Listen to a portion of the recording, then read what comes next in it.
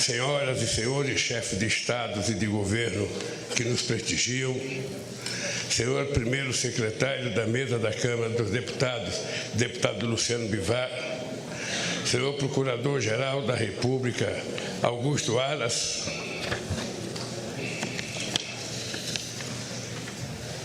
minha querida companheira e esposa Janja, nossa querida companheira e esposa do Alckmin, Lu Alckmin, meu querido companheiro José Sarney, presidente da República, minha querida companheira Dilma Rousseff, presidente da República,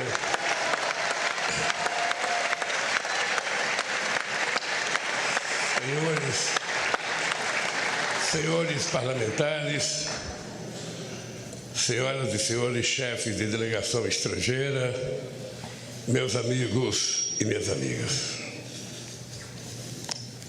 Pela terceira vez, compareço a este Congresso Nacional para agradecer ao povo brasileiro o voto de confiança que recebemos. Renovo o juramento de fidelidade à Constituição da República, junto com o vice-presidente Geraldo Alckmin e os ministros que conosco vão trabalhar. Se estamos aqui hoje, é graças à consciência política da sociedade brasileira e à frente democrática que formamos ao longo desta histórica campanha eleitoral.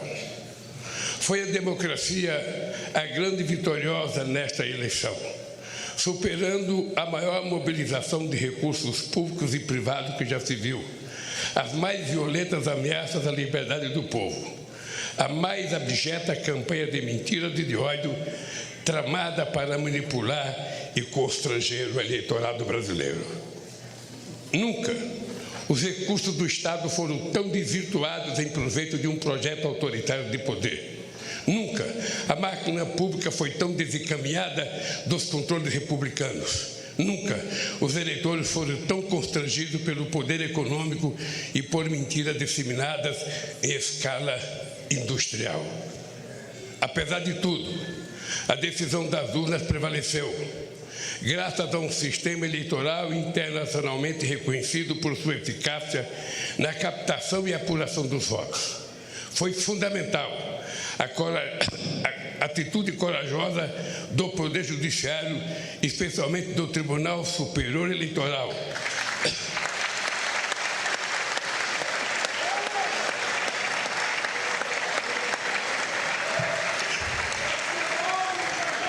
para fazer prevalecer a verdade das urnas sobre as violências de seus detratores. Senhoras e senhores, ao retornar a este plenário da Câmara dos Deputados, onde participei da Assembleia Constituinte de 1988, recordo com emoção os embates que travamos aqui democraticamente para inscrever na Constituição o mais amplo conjunto de direitos sociais, individuais e coletivos em benefício da população e da soberania nacional. 20 anos atrás, quando fui eleito presidente pela primeira vez, ao lado do companheiro vice-presidente José Alencar, iniciei o discurso de posse com a palavra mudança. A mudança que pretendíamos era simplesmente concretizar os preceitos constitucionais, a começar pelo direito à vida digna, sem fome, com acesso ao emprego, à saúde e à educação. Disse naquela ocasião que a missão de minha vida estaria cumprida quando cada brasileiro e brasileira pudesse fazer 3 refeições por dia.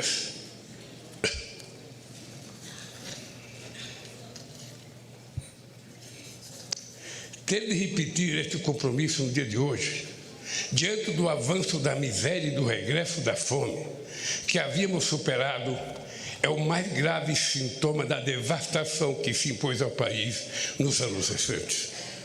Hoje, nossa mensagem ao Brasil é de esperança e reconstrução. O grande edifício de direitos, de soberania e de desenvolvimento que essa nação levantou a partir de 1988 vinha sendo sistematicamente demolido nos anos recentes. É para reerguer este edifício de direitos e valores nacionais que vamos dirigir todos os nossos esforços. Queridos amigos e amigas, em 2002, Dizíamos que a esperança tinha vencido o medo, no sentido de superar os temores diante da inédita eleição de um representante da classe trabalhadora para presidir os destinos do país. Em 8 anos de governo, deixamos claro que os temores eram infundados. Do contrário, não estaríamos aqui novamente. Ficou demonstrado que um representante da classe trabalhadora podia, sim, dialogar com a sociedade para promover o crescimento econômico de forma sustentável em benefício de todos, especialmente dos mais necessitados. Ficou demonstrado que era possível, sim, governar este país com a mais ampla participação social, incluindo os trabalhadores e os mais pobres no orçamento e nas decisões do governo.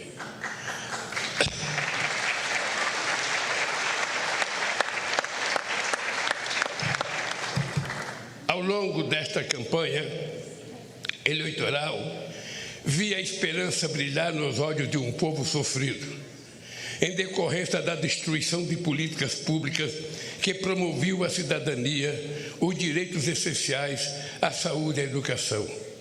Vi o sonho de uma pátria generosa que ofereça oportunidade a seus filhos e filhas em que a solidariedade ativa seja mais forte que o individualismo cego. O diagnóstico que recebemos do governo de transição de governo é estarrecedor. Esvaziar os recursos da saúde, desmontar a educação, a cultura, a ciência e tecnologia, destruir a proteção do meio ambiente, não deixar os recursos para a merenda escolar, a vacinação, a segurança pública, a proteção às florestas e a assistência social. Desorganizar a governança da economia, dos financiamentos públicos, do apoio às empresas, aos empreendedores e ao comércio externo. Dilapidar as estatais e os bancos públicos, entregar o patrimônio nacional. Os recursos do país foram rapinados para saciar a estupidez dos rentistas de acionistas privados nas empresas públicas. É sobre estas terríveis ruínas que assumo o compromisso de, junto com o povo brasileiro, reconstruir o país e fazer novamente um Brasil de todos e para todos. Eu queria dizer aos deputados e senadores que o resultado da nossa transição, que foi coordenada pelo companheiro Alckmin, será enviada a cada deputado, a cada senador, a cada ministro da Suprema Corte, a cada ministro do Tribunal Superior Eleitoral, a cada ministro do Poder Judiciário, a cada universidade, a cada central sindical, para que as pessoas saibam como é que nós encontramos esse país e cada um faça a sua avaliação. Senhoras e senhores,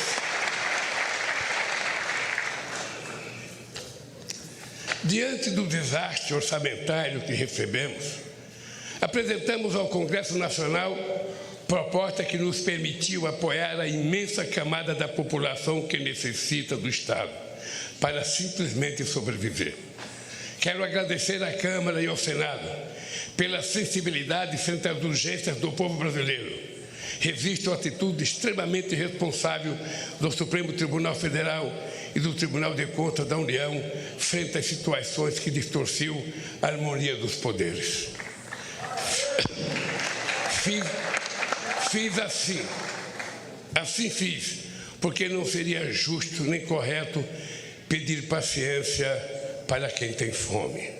Nenhuma nação se ergueu nem poderá se erguer sobre a miséria do seu povo. Os direitos e interesses da população, o fortalecimento da democracia e a retomada da soberania nacional serão os pilares de nosso governo. Esse compromisso começa pela garantia de do programa Bolsa Família renovado, mais forte e mais justo, para atender a quem mais necessita. Nossas primeiras ações visam resgatar da fome 33 milhões de pessoas e resgatar da pobreza mais de 100 milhões de brasileiros e brasileiras que suportaram a mais dura carga do projeto de destruição nacional que hoje se encerra. Senhoras e senhores, esse processo eleitoral também foi caracterizado pelo contraste entre distintas visões de mundo. A nossa, centrada na solidariedade e na participação política e social para a definição democrática dos destinos do país. A outra, no individualismo, na negação da política, na destruição do Estado em nome de supostas liberdades individuais. A liberdade que sempre defendemos é a de viver com dignidade, com pleno direito de expressão e manifestação e, sobretudo, de organização. A liberdade que eles pregam é a de oprimir o vulnerável, massacrar o oponente e impor a lei do mais forte acima das leis da civilização. O nome disso é barbárie. Compreendi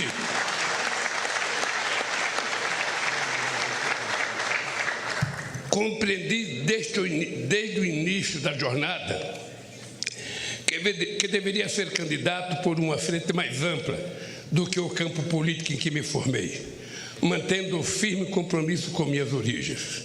Esta frente se consolidou para impedir o retorno do autoritarismo no país. A partir de hoje, a lei de acesso à informação voltará a ser cumprida. O portal da transparência voltará a cumprir seu papel. Os controles republicanos voltarão a ser exercidos para defender o interesse público. Não carregamos nenhum ânimo de revanche contra os que tentaram subjugar a nação a seus desígnios pessoais e ideológicos, mas vamos garantir o primado da lei. Quem errou responderá por seus erros com direito à ampla defesa dentro do devido processo legal. O mandato que recebemos à frente a adversários inspirados no fascismo será defendido com os poderes que a Constituição confere à democracia. Ao ódio responderemos com amor, à mentira com a verdade, ao terror e à violência responderemos com as leis e suas mais duras consequências. Sob os ventos da redemocratização dizíamos: ditadura nunca mais. Hoje, depois do terrível desafio que superamos, devemos dizer: democracia para sempre.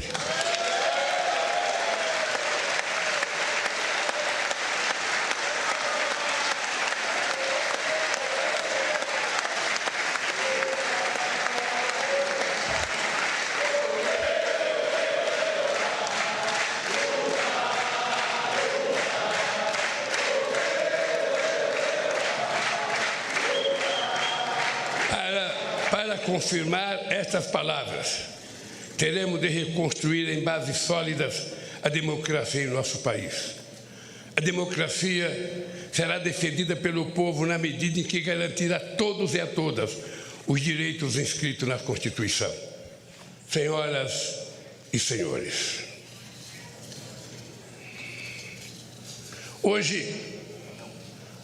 Hoje mesmo estou assinando medidas para reorganizar as estruturas do Poder Executivo, de modo que volte a permitir o funcionamento do governo de maneira racional, republicana e democrática, para resgatar o papel das instituições do Estado, bancos públicos e empresas estatais no desenvolvimento do país, para planejar os investimentos públicos e privados na direção de um crescimento econômico sustentável ambientalmente e socialmente. Em diálogo com os 27 governadores, vamos definir prioridades para retomar obras irresponsavelmente paralisadas, que são mais de 14 mil no país. Vamos retomar o Minha Casa Minha Vida e estruturar um novo PAC para gerar empregos na velocidade que o Brasil quer e necessita. Buscaremos financiamento e cooperação nacional e internacional para o investimento, para dinamizar e expandir o mercado interno de consumo, desenvolver o comércio, exportações, serviços, agricultura e indústria. Os bancos públicos, especialmente o BNDES, e as empresas indutoras do crescimento e inovação, como a Petrobras, terão um papel fundamental nesse novo ciclo. Ao mesmo tempo, Vamos impulsionar as pequenas e médias empresas, potencialmente as maiores geradoras de emprego e renda, o empreendedorismo, o cooperativismo e a economia criativa. A roda da economia vai voltar a girar e o consumo popular terá papel central nesse processo. Vamos retomar a política de valorização permanente do salário mínimo e estejam certos de que vamos acabar mais uma vez com a vergonhosa fila do INSS, outra injustiça restabelecida nesses tempos de destruição.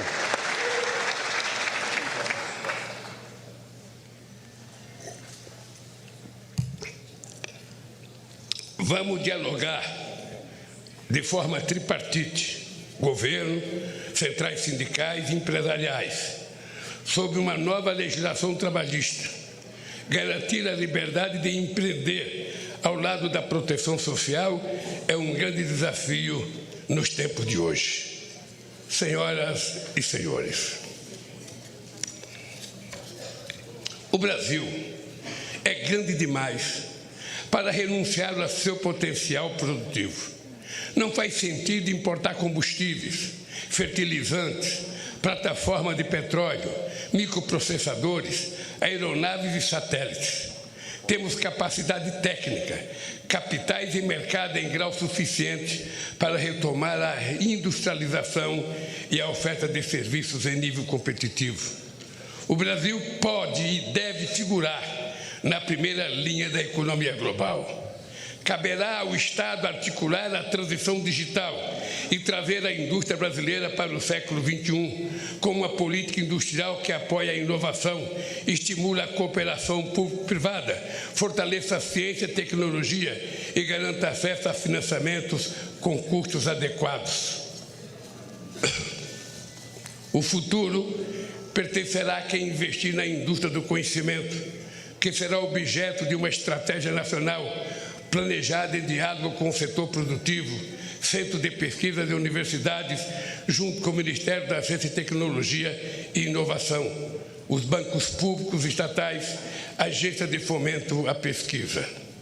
Nenhum outro país tem as condições do Brasil para se tornar uma grande potência ambiental, a partir da criatividade da bioeconomia e dos empreendimentos da sociobiodiversidade. Vamos iniciar a transição energética e ecológica para uma agropecuária e uma mineração sustentáveis, uma agricultura familiar mais forte e uma indústria mais verde. Nossa meta é alcançar o desmatamento zero na Amazônia, a emissão zero de gás de efeito estufa na matriz energética.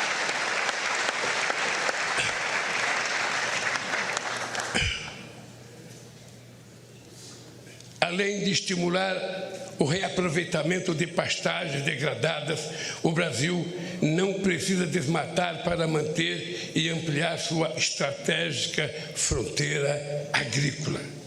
Não é preciso derrubar nenhuma árvore, é só replantar os 30 milhões de hectares de terra degradada que a gente vai poder viver sem derrubar madeira, sem fazer queimada e sem precisar invadir os nossos biomas.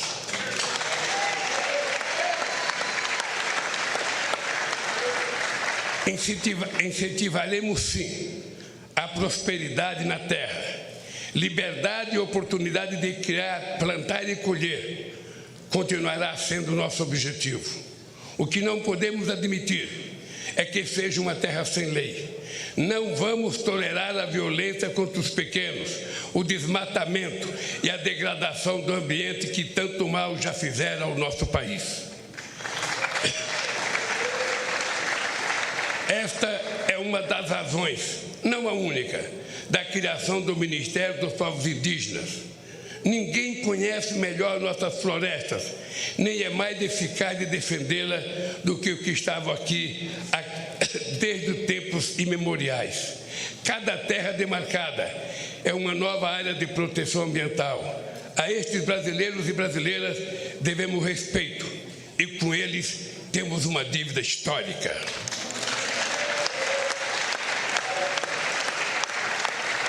Vamos revogar todas as injustiças cometidas contra os povos indígenas. Queridos amigos e amigas, Uma nação não se mede apenas pelas estatísticas, por mais impressionante que sejam. Assim como o ser humano, uma nação se expressa verdadeiramente pela alma de seu povo.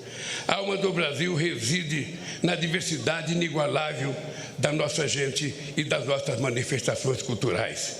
Estamos refundando o Ministério da Cultura, com a ambição de retornar mais intensamente às políticas de incentivo e de acesso aos bens culturais interrompida pelo obscurantismo nos últimos anos. Uma política cultural democrática não pode temer a crítica nem eleger favoritos. Que brotem todas as flores e sejam colhidas todos os frutos da nossa criatividade.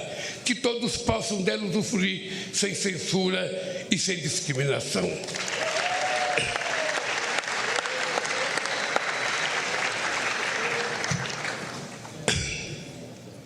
Não é admissível que negros e pardos continue sendo a maioria pobre e oprimida de um país construído com o suor e sangue de seus ascendentes africanos. Criamos o Ministério da Promoção da Igualdade Racial para ampliar a política de cotas nas universidades e no serviço público, além de retomar as políticas voltadas para o povo negro e pardo na saúde, educação e cultura. É inadmissível que as mulheres recebam menos que os homens realizando a mesma função, que não sejam reconhecidas em um mundo político machista, que sejam assediadas impunemente nas ruas e no trabalho, que sejam vítimas de violência dentro e fora de casa. Estamos refundando também o Ministério das Mulheres para demolir esse castelo secular de desigualdade e preconceito.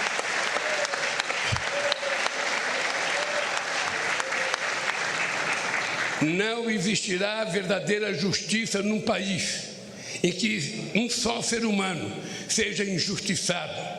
Caberá ao Ministério dos Direitos Humanos zelar e agir para que cada cidadão ou cidadã tenha seus direitos respeitados no acesso aos serviços públicos e particulares, na proteção frente ao preconceito ou diante da autoridade pública.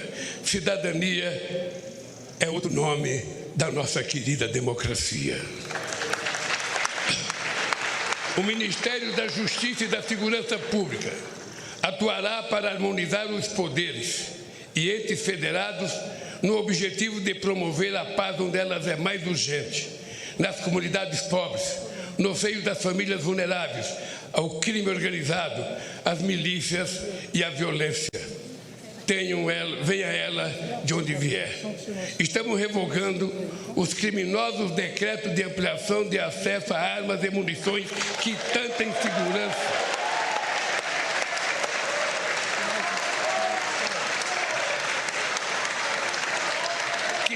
insegurança e tanto mal causaram às famílias brasileiras. O Brasil não quer e não precisa de armas na mão do povo. O Brasil precisa de segurança, o Brasil precisa de livro, de educação e de cultura para que a gente possa ser um país mais justo.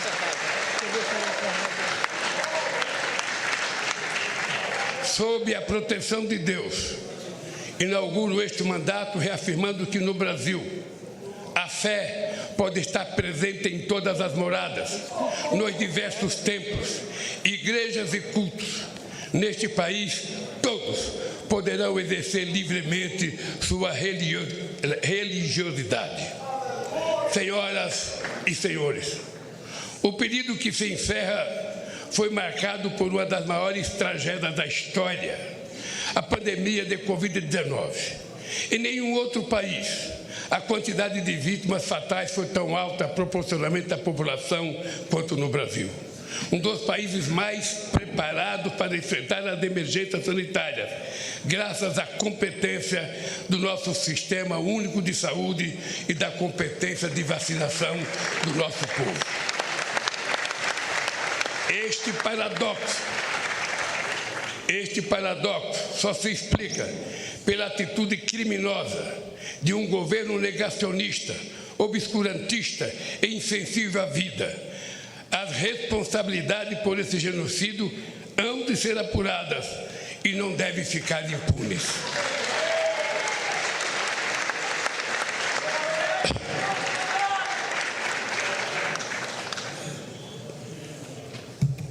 O que nos cabe no momento é prestar solidariedade aos familiares, pais, órfãos, irmãos e irmãs de quase 700 mil vítimas da pandemia. O SUS é provavelmente a mais democrática das instituições criada pela Constituição de 88. Certamente por isso foi a mais perseguida desde então e foi também a mais prejudicada por uma estupidez chamada teto de gastos que haveremos de revogar.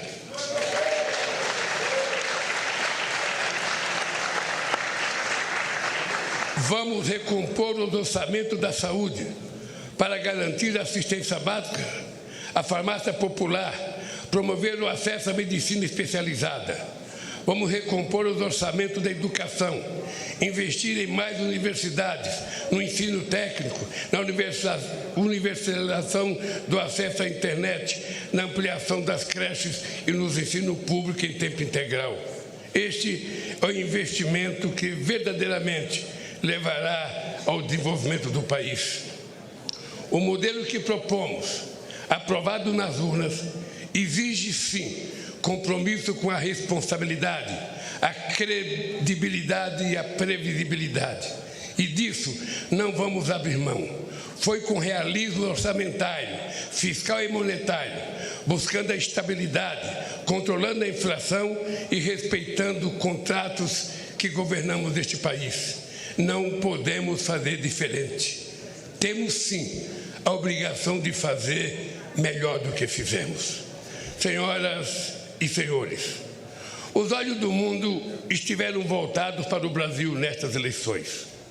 O mundo espera que o Brasil volte a ser um líder no enfrentamento à crise climática e um exemplo de país social e ambientalmente responsável, capaz de promover o crescimento econômico com distribuição de renda, combater a fome e a pobreza dentro do processo democrático. Nosso protagonismo se concretizará pela retomada da integração sul-americana a partir do Mercosul, a revitalização da Unasul e demais instâncias de articulação soberana da nossa região. Sobre esta base, poderemos reconstruir o diálogo ativo e altivo com os Estados Unidos, a comunidade europeia, a China, os países do Oriente e outros atores globais, fortalecendo os BRICS e a cooperação com os países da África e rompendo o isolamento a que o país foi submetido nesses últimos tempos. O Brasil tem de ser dono de si mesmo, dono do seu destino. Tem de voltar a ser um país soberano. Somos responsáveis pela maior parte da Amazônia e por vastos biomas, grandes aquíferos, jazidas de minérios, petróleo e fontes de energia limpa. Com soberania e responsabilidade, seremos respeitados para compartilhar essa grandeza com a humanidade, solidariamente, jamais com subordinação. A relevância da eleição no Brasil refere-se, por fim, às ameaças que o modelo democrático vem enfrentando ao redor do planeta. Articula-se uma onda de extremismo autoritário que dissemina o ódio e a mentira por meios tecnológicos que não se submete a controles transparentes. Defendemos a plena liberdade de expressão, cientes de que é urgente criarmos instâncias democráticas de acesso à informação confiável e de responsabilização dos meios pelos quais o veneno do ódio e da mentira são inoculados. Este é um desafio civilizatório, da mesma forma que a superação das guerras, da crise climática e da fome e da desigualdade no planeta. Reafirmo para o Brasil e para o mundo a convicção de que a política, em seus mais elevados sentidos, e apesar de todas as suas limitações, é o melhor caminho para o diálogo entre os interesses divergentes para a construção pacífica de consenso. Negar a política e desvalorizá-la e criminalizá-la é o caminho da barbárie e das tiranias. Minha